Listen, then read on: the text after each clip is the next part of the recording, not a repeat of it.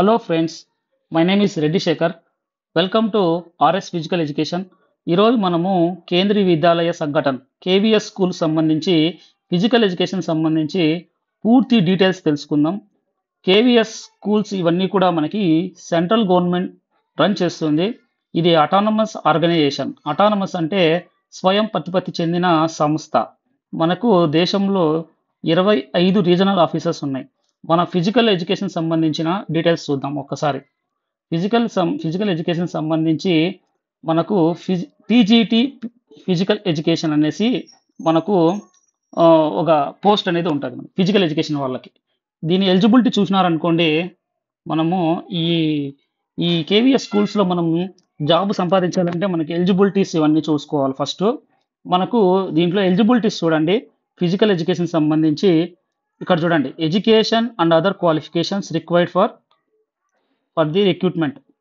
మనకి BPEd BPEd ఉండాలా, లేదంటే 4 years ఇంటిగ్రేటెడ్ కోర్స్, అంటే ఫిజికల్ ఎడ్యుకేషన్ సంబంధించి 4 years ఇంటిగ్రేటెడ్ కోర్స్ అయినా ఉండొచ్చు, అలాగే బీపీఈడి అయినా ఉండాలా. అది కూడా మనకి 50% మార్క్స్ ఇన్ గ్రాడ్యుయేషన్, అంటే డిగ్రీలో మనకు కంపల్సరీగా 50% ఉండాలి. అంటే బీపీఈడిలో కాదండి, మనకి గ్రాడ్యుయేషన్లో 50% అనేది ఉండాలి మనకి. ఓకేనా? ఇలా ఉంటుంది మనకి, అంటే ఎడ్యుకేషన్ క్వాలిఫికేషన్ సంబంధించి.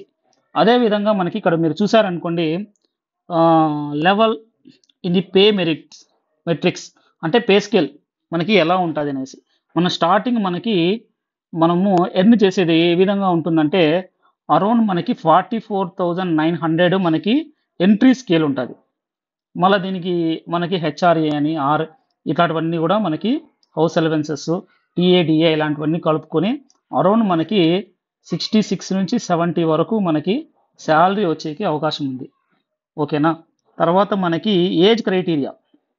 ఇక్కడ ఏజ్ చూడండి, మనకి ఏజ్ అనేది మనకి ఏమని ఇచ్చాడంటే నాట్ ఎక్సీడింగ్ 35 years అని ఇచ్చాడు. 5 years relaxation in upper age limit. అంటే మనకి అరౌండ్ మనకి 38 years లోపల ఉన్న వాళ్ళే ఎలిజిబుల్ అవుతారు. అంటే ఏ క్యాస్ట్లో ఉన్నా 38 years ఉన్న వాళ్ళే మనకు ఎలిజిబుల్ అవుతారు. ఐ థింక్ సో, అదే ఉండొచ్చు అనుకుంటున్నా. అంటే 38 years ఎలిజిబిలిటీ ఉండొచ్చు అనేసి అనుకుంటున్నా. తర్వాత మనకి ఈ ఈ రిక్రూట్మెంట్కి సంబంధించిన రూల్స్ అన్ని చూసాం మనం. అంటే ఏజ్ చూసాం, ఎడ్యుకేషన్ క్వాలిఫికేషన్స్ చూసాం, తర్వాత పే స్కేల్స్ అవన్నీ చూసాం. తర్వాత మనకి ఫిజికల్ ఎడ్యుకేషన్ సంబంధించి ఏ విధంగా మనకి సిలబస్, అంటే ప్యాటర్న్ ఆఫ్ ఎగ్జామ్, టెస్ట్ ఎలా ఉంటుందో చూడదాం ఒకసారి. మనకి 180 మార్క్స్కి ఎగ్జామ్ ఉంటుంది. 180 మార్క్స్ ఎగ్జామ్ ఉంటుంది. 180 మార్క్స్ కూడా మనకి ఎంసీక్యూసే ఉంటాయి. దాంట్లో మనకి 80 మార్క్స్ వచ్చి మనకు చూడండి, ఇక్కడ మనకి ఏమేమి ఉన్నాయో. ఇంగ్లీష్ ప్రొఫిషియన్సీ ఇన్ లాంగ్వేజెస్, అంటే లాంగ్వేజ్ ప్రొఫిషియన్సీ టెస్ట్ చేయడానికి మనకి ఏం చేశాడు వాడు, జనరల్ ఇంగ్లీష్ పెట్టాడు. అంటే ఇంగ్లీష్ గ్రామర్ పార్ట్, తర్వాత హిందీ కూడా గ్రామర్ పార్ట్ పెట్టాడు. ఇంగ్లీష్ గ్రామర్ మరియు హిందీ గ్రామర్ 15 మార్క్స్ పెట్టాడు. మనకి ఇక్కడ అడ్వాంటేజ్ ఏమంటే మన కేవీఎస్లో మనకి ఇంగ్లీష్లో తర్వాత హిందీలో మార్క్స్ యాక్చువల్గా ఎన్విఎస్లో అయితే మనకి ఖచ్చితంగా మనము మినిమం మార్క్స్ తెచ్చుకోవాలి. బట్ కానీ కేవీఎస్లో మనకు అడ్వాంటేజ్ ఏమంటే అలా ఏం లేదు. మనకు జస్ట్ మనము మెరిట్ ఆన్ ద మెరిట్ అంతే. టోటల్ 180 బిట్స్లో హైయెస్ట్ ఎవరు మెరిట్ ఉంటే ఒక కట్ ఆఫ్స్లో ఉంటే వాళ్ళకే వస్తుంది. కాబట్టి ఇక్కడ నో ఇష్యూ మనకి. తర్వాత మనకు చూడండి, కరెంట్ అఫైర్స్, తర్వాత రీజనింగ్, కంప్యూటర్ లిటరసీ, ఈ టోటల్ కూడా మనకి 80 మార్క్స్కి మనకి ఉంది. మనకి ఇక్కడ పార్ట్ 1, ఇక్కడ చూడండి 80 మార్క్స్లో మనకి పార్ట్ 1 వచ్చి లాంగ్వేజెస్, అంటే హిందీ, ఇంగ్లీష్ ఇవన్నీ ఇచ్చాడు. పార్ట్ 2లో మనకి ఏమి ఇచ్చాడంటే మనకి జీకే ఇచ్చాడు, కరెంట్ అఫైర్స్ ఇచ్చాడు, తర్వాత రీజనింగ్, తర్వాత కంప్యూటర్స్, ఇవన్నీ కంప్యూటర్స్. తర్వాత పార్ట్ 3 వచ్చి 100 మార్క్స్. ఇక్కడ చూడండి, పార్ట్ 3 కన్సర్న్ సబ్జెక్ట్, అంటే మన ఫిజికల్ ఎడ్యుకేషన్ సంబంధించి. ఈ టోటల్ 180 మార్క్స్కి మనకి ఎగ్జామ్ ఉంటుంది. తర్వాత ప్రొఫిషియన్సీ కాంపిటెన్సీ టెస్ట్, మనకి ఇక్కడ ఇదేమంటే మనకు కట్ ఆఫ్స్లో మనం ఉంటే గాన ఈ 180 మార్క్స్లో మనకి ఎగ్జామినర్ అంటే గవర్నమెంట్ ఇచ్చిన కట్ ఆఫ్లో మనం ఉంటే గాన తర్వాత ఇంటర్వ్యూ ప్రొఫిషియన్షియల్ కాంపిటెన్సీ టెస్ట్కి మనం క్వాలిఫై అవుతాం. ఈ దీంట్లో మనకి ఇంటర్వ్యూ ఉంటుంది చూడండి, ఇంటర్వ్యూ ఉంటుంది, తర్వాత డెమో టీచింగ్ కూడా ఉంటుంది. ఈ 30 మార్క్స్కి టోటల్ 60 మార్క్స్కి మనకు ఇది కూడా ఉంటుంది, ప్రొఫిషియన్షియల్ కాంపిటెన్సీ టెస్ట్. ఈ మనకి 70:30 మెరిట్లో తీస్తారు మనకి. అంటే 70 మార్క్స్ మనం రిటర్న్ ఎగ్జాము 30% మనకి ఈ ప్రొఫెషనల్సీ కంటిన్సెన్సీ టెస్ట్ ద్వారా మనకి మెరిట్ లిస్ట్ ఇచ్చి జాబ్స్ అనేది ఇవ్వబడతాయి. తర్వాత మనకి చూడండి, ఇప్పుడు మనము సిలబస్ చూసాము, అదేవిధంగా మనకు రిక్రూట్మెంట్ రూల్స్ చూసాం. తర్వాత సిలబస్ చూడండి ఒకసారి. ఈ సిలబస్లో మీరు అబ్జర్వ్ చేస్తే మనం ఆల్రెడీ డిఎస్సిలో ఏవైతే ఎక్కువ శాతం చదివామో అవే రిపీట్ అవుతూ ఉన్నాయి. మనకి డిఎస్సికి ఏం చదివాం చూడండి, concepts of physical education, meaning, definition, ఇవన్నీ కూడా మనం ఆల్రెడీ చదివినవే. ఇవన్నీ కూడా చదివినవే. మీనింగు, డెఫినేషన్స్, ఇవన్నీ కూడా డెఫినేషన్స్, ఎయిమ్స్ అండ్ ఆబ్జెక్టివ్స్, ఇవన్నీ కూడా మనము ఆల్రెడీ చదివినవే. తర్వాత చూడండి, physiological aspects of physical education, effects of exercises on muscular system, circulatory system, respiratory system, digestive system అని మనం ఇవి కూడా చదివినవే. Psychological aspects of physical education, ఇది కూడా చదివినాం. చూడండి, కాన్సెప్ట్స్ ఆఫ్ ఫిజికల్ ఎడ్యుకేషన్ చదివినవే, psychological aspects of physical education చదివినవే. తర్వాత ఫిజియలాజికల్ రెండు కూడా మనం చదివినవే. తర్వాత ఫిజికల్ ఫిట్నెస్ అండ్ వెల్నెస్, ఈ దీంట్లో కొన్ని చిన్నవే, మనం ఎక్కువ దీంట్లో ఇబ్బంది పడేటివి ఏమీ లేవు. ఈ పార్ట్ మనం చదవాల, physical fitness and wellness. But కానీ ఇది కూడా మనకి ఆల్రెడీ మనం స్పోర్ట్స్ ట్రైనింగ్లో కొంచెం రిలేటెడ్ ఉంది కాబట్టి ఇది కూడా మనకి ఈజీగా అర్థమైపోతుంది ఈ టాపిక్. తర్వాత ట్రైనింగ్ మెథడ్స్, ఇదైతే మనం చదివాం. మళ్ళీ సోషియలాజికల్ ఆస్పెక్ట్స్, ఇవి కూడా మనం చదివాం.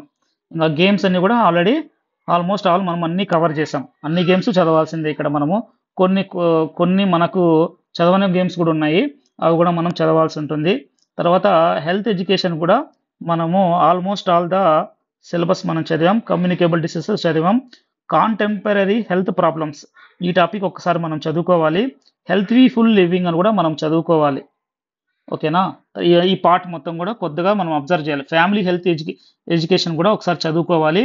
తర్వాత prevention and first aid for common sports injuries, ఈ పార్ట్ కూడా మనం చదివేశాం. మనకు ఆల్మోస్ట్ 3 to 4 పార్ట్స్ చదువుకోవాల్సి ఉంటుంది ఫిజికల్ ఎడ్యుకేషన్లో.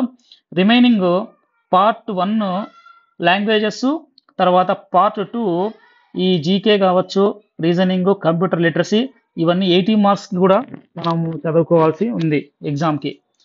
ఓకేనా. తర్వాత చూడండి, ఇది మనకి లాస్ట్ వచ్చిన నోటిఫికేషన్ యొక్క డీటెయిల్స్.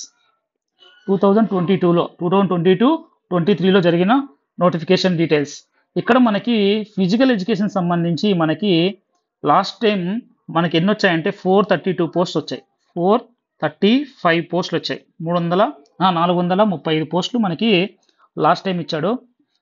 ఇప్పుడు ఈసారి నాకున్న ఇన్ఫర్మేషన్ ప్రకారము 117 అనేది ఆల్రెడీ నోటిఫై అయినాయి.